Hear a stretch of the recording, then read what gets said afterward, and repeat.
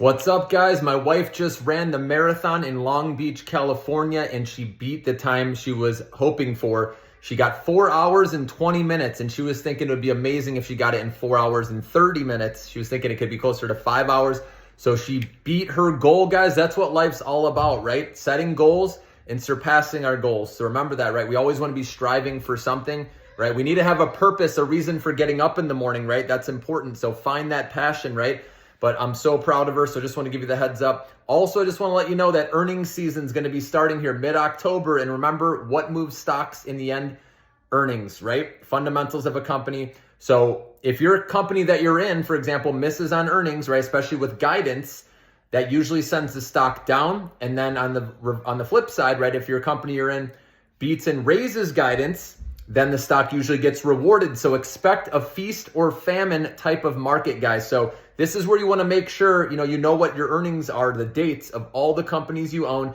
And if you don't have strong conviction in any company, it's smart to just trim a little and raise your stop loss a penny above break even or slightly above, break even into the profit zone. So no matter what, you guys get a win, guys. That's what it's all about. So I just want to remind you of that because like I said, earnings season is coming. And so if your company that you're in, right, it's good to know that date. And if they miss, like I said, the stock could easily fall so quickly, guys. We've seen that time and time again.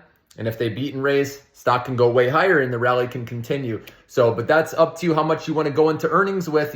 For me personally, I like to trim it back just in case, especially with these small cap companies, the ones that are burning cash, that don't have good financials.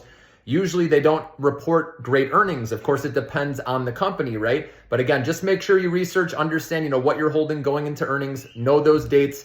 And again, it's all about protecting our gains, guys, right? That's why I use those stop losses. If there's any doubt, put that stop loss above break even. For example, everything in our AI infrastructure, Millionaire Maker portfolio, if you bought everything when I said, you are up money right now. And so there's nothing wrong with protecting by trimming a little bit, raising your stop loss, like I said, slightly above break even. Or if you want to leave it at break even, that's fine as well, okay? But then no matter what, if things do decide to sell off, come back down, you at least captured a small win, but you still give it space. If the stock does, if they keep wanting to rally, then you can catch more of that upside, right? So that's what the smart traders do, where I said they trim a little into rips, right? Raise their stop loss. So no matter what, they're going to get a win on that trade and you move on to the next one, guys. So anyways, that's more for short-term traders.